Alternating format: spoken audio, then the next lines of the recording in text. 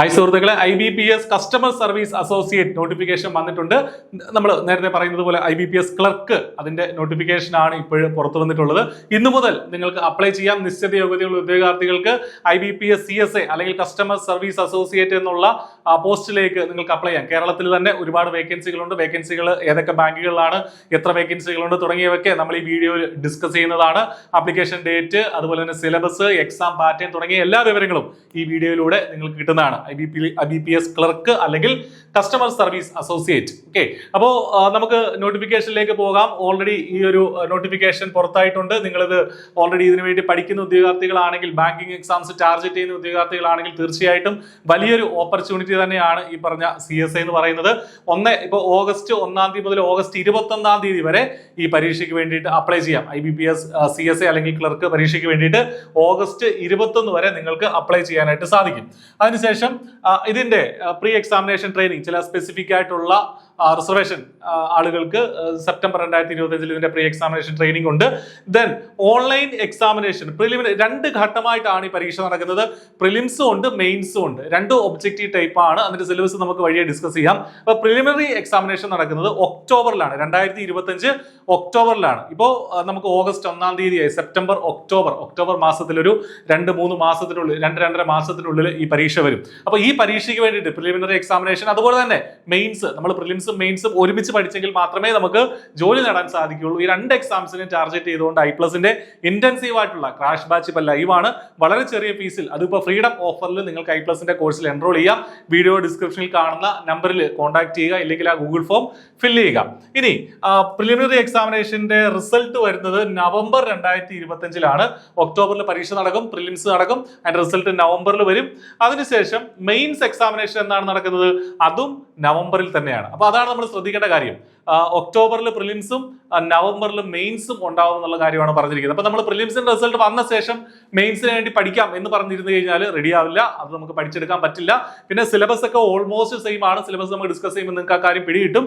ഏതാണ്ടൊക്കെ സെയിം ആണ് സിലബസ്. പക്ഷേ അപ്പോൾ ഒരുമിച്ച് തന്നെ പ്രിലിംസിനും മെയിൻസിനും വേണ്ടിയിട്ട് ഒരേ സ്ട്രാറ്റജിയിൽ തന്നെ നമുക്ക് പഠിക്കാനായിട്ട് സാധിക്കും. ഓക്കെ, ഇതിന്റെ അലോട്ട്മെന്റ്, അതായത് ഈ ജോലി നിങ്ങൾക്ക് കിട്ടുക അടുത്ത മാർച്ച് 2026 മാർച്ചിലാണ് ഈ ഒരു ജോലിയിലേക്ക് നമുക്ക് പ്രവേശിക്കാനാകുക. അപ്പൊ ഈ ഒരു പരീക്ഷയ്ക്ക് വേണ്ടിയിട്ട് നിങ്ങൾ നേരത്തെ മുതൽ തന്നെ പഠിച്ചു തുടങ്ങുക എന്നുള്ളതാണ് നമ്മൾ ചെയ്യേണ്ടത്.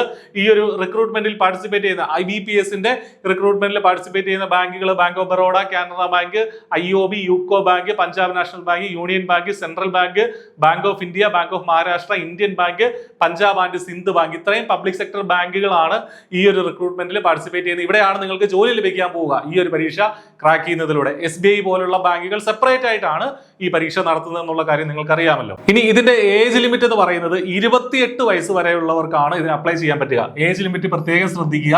ഏജ് ലിമിറ്റ് 20 വയസ്സ് മുതൽ 28 വയസ്സ് വരെയുള്ളവർക്കാണ് അപ്ലൈ ചെയ്യാൻ പറ്റുക. അപ്പൊ നോട്ടിഫിക്കേഷൻ ശ്രദ്ധിച്ചു കഴിഞ്ഞാൽ കൃത്യമായിട്ട് ആ ഒരു ഡേറ്റ് ഓഫ് ബർത്ത് അവിടെ പറയുന്നുണ്ട്.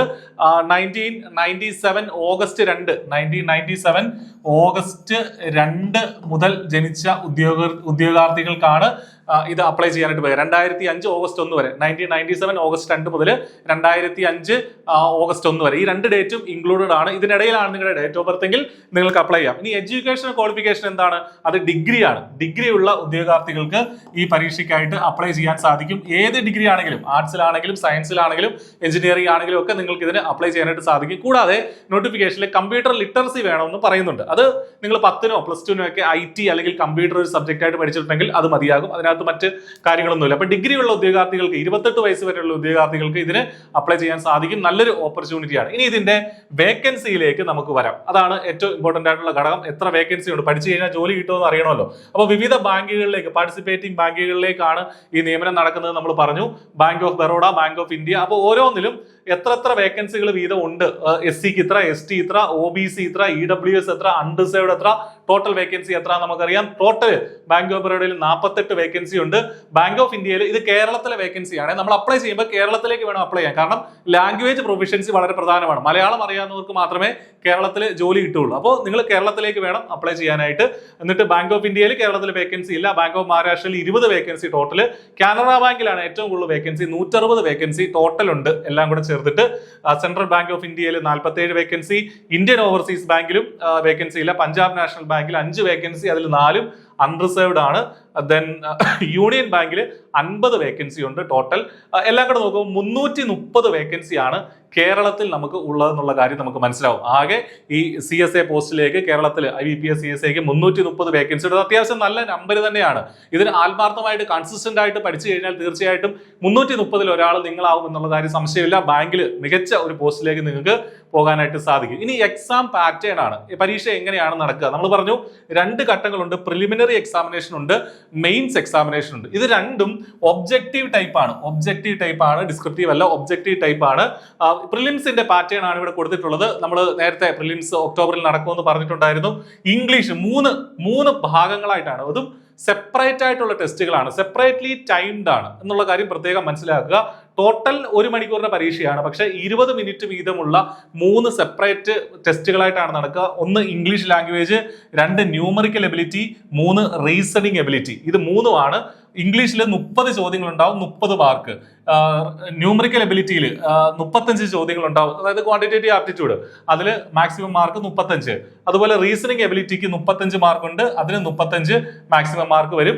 ടോട്ടല് 100 മാർക്കിന്റെ പരീക്ഷയാണ്. അപ്പൊ ഇതിന് സെപ്പറേറ്റ് ആയിട്ട് കട്ട് ഓഫ് ഉണ്ടെന്നുള്ള കാര്യം വളരെ വ്യക്തമായിട്ട് ഇവിടെ പറഞ്ഞിട്ടുണ്ട്. അത് കടക്കുന്നവർക്കാണ് മെയിൻസിലേക്ക് പോകാനായിട്ട്, ഈ സെപ്പറേറ്റ് കട്ട് ഓഫ് കടക്കുന്ന ഉദ്യോഗാർത്ഥികൾക്കാണ് മെയിൻസിലേക്ക് പോകാനുള്ള അവകാശം വരുന്നത്. ഓക്കെ, അപ്പൊ ഈ പരീക്ഷയ്ക്ക് വേണ്ടിയിട്ട് ഏറ്റവും ഇന്റൻസീവ് ആയിട്ടുള്ള കോച്ചിങ് I+ പ്രൊവൈഡ് ചെയ്യുന്നുണ്ട് കേട്ടോ. ഏറ്റവും മികച്ച ക്ലാസ്സുകൾ, ഏറ്റവും മികച്ച അധ്യാപകരെ മുൻനിർത്തി മെയിൻസിന്റെ നവംബറിൽ നടക്കുന്ന മെയിൻസിന്റെ പാറ്റേൺ എങ്ങനെയാണെന്ന് വെച്ചാൽ അത് 200 മാർക്കിന്റെ പരീക്ഷയാണ്. 120 മിനിറ്റ്. നേരത്തെ പ്രിലിംസ് 1 മണിക്കൂറിന്റെ പരീക്ഷയായിരുന്നെങ്കിൽ ഇത് 120 മിനിറ്റിന്റെ പരീക്ഷയാണ്. ഇതും സെപ്പറേറ്റ് സെക്ഷൻ ആയിട്ട് തന്നെയാണ്. ജനറൽ അവയർനെസ് അല്ലെങ്കിൽ ഫിനാൻഷ്യൽ അവയർനെസ്, ബാങ്കിങ് തുടങ്ങിയ കാര്യങ്ങളൊക്കെയാണ്. 40 ചോദ്യങ്ങൾ അവിടെ നിന്ന് വരും, 50 മാർക്ക് അതിൽ നിന്നുണ്ട്. ജനറൽ ഇംഗ്ലീഷ് നമ്മൾ പ്രിലിംസിന് പഠിക്കുന്നതാണ് ഇംഗ്ലീഷ്, അപ്പൊ ഇതുമായിട്ട് മെയിൻസിന് ചേർത്ത് വെച്ച് പഠിക്കാൻ പറ്റും. 40 ചോദ്യങ്ങൾ അവിടെ നിന്നുണ്ട്. റീസണിങ് എബിലിറ്റി 40 ചോദ്യങ്ങൾ, ക്വാണ്ടിറ്റേറ്റീവ് ആപ്റ്റിറ്റ്യൂഡ് 35 ചോദ്യങ്ങൾ. ഈ പാർട്ട് 2, 3, 4 നമ്മൾ പ്രിലിംസിന് വേണ്ടിയിട്ട് പഠിക്കുന്നുണ്ട്. മെയിൻസിന് എക്സ്ട്രാ ആയിട്ട് എന്താ പഠിക്കേണ്ടത്? പാർട്ട് 1 ജനറൽ അവയർനെസ് അല്ലെങ്കിൽ ഫിനാൻഷ്യൽ അവയർനെസ് ആണ്. അത് നിങ്ങൾ പ്രിലിംസിന് വേണ്ടി കൂടെ അത് പഠിച്ചു തുടങ്ങുക കേട്ടോ. അപ്പോൾ ഇതാണ് ഇതിന്റെ മെയിൻസിന്റെ പാറ്റേൺ എന്ന് പറയുന്നത്. ഇതും ക്വാളിഫൈ ചെയ്യുന്ന ആളുകൾക്കാണ് എന്തിലേക്ക് പോവുക? നമ്മൾ ജോലിയിലേക്ക് എത്തുക. ഓക്കെ, ഇനി I+ന്റെ പ്രത്യേകത ഏറ്റവും ഹൈ ക്വാളിറ്റി ക്ലാസ്സുകൾ, നോട്ടുകൾ നിങ്ങൾക്ക് I+ന്റെ കോഴ്സ് വഴി കിട്ടുന്നു. അതും ഈ മേഖലയിൽ വർഷങ്ങളുടെ പരിചയമുള്ള അധ്യാപകരുടെ ക്ലാസ്സുകൾ തന്നെയാണ്. ഇതേ ചാനൽ നോക്കിയാൽ തന്നെ നിങ്ങൾക്ക് ഒരുപാട് വീഡിയോസ് അതിന്റെ കാണാനായിട്ട് സാധിക്കും. ഫുൾ സിലബസ് നമ്മൾ കവർ ചെയ്യുന്നു. ടെസ്റ്റ് സീരീസുകൾ, മോക്ക് ടെസ്റ്റുകൾ, PYQ based sessions, individual doubt clearance നമ്മുടെ ഭാഗത്തു നിന്നുണ്ടാവും. തൗസൻഡ്സ് ഓഫ് വിന്നേഴ്സ്, ഒരുപാട് കോമ്പറ്റേറ്റീവ് എക്സാംസ്, നാഷണൽ ലെവലിൽ, സ്റ്റേറ്റ് ലെവലിൽ നടക്കുന്ന ഒരുപാട് കോമ്പറ്റേറ്റീവ് എക്സാംസിൽ ആയിരക്കണക്കിന് വിജയികളെ സൃഷ്ടിക്കാൻ I+ ആയിട്ടുണ്ട്. അതേ നിലവാരമുള്ള ക്ലാസ്സുകൾ തന്നെയാണ് നിങ്ങൾക്ക് പ്രൊവൈഡ് ചെയ്യുന്നത്. അപ്പോൾ ഇനി പഠിച്ചു തുടങ്ങുക. കംപ്ലീറ്റ് ആയിട്ടുള്ള ഡീറ്റെയിൽസ് നിങ്ങളുടെ മുന്നിൽ എത്തിയിട്ടുണ്ട്. All the best. Thank you.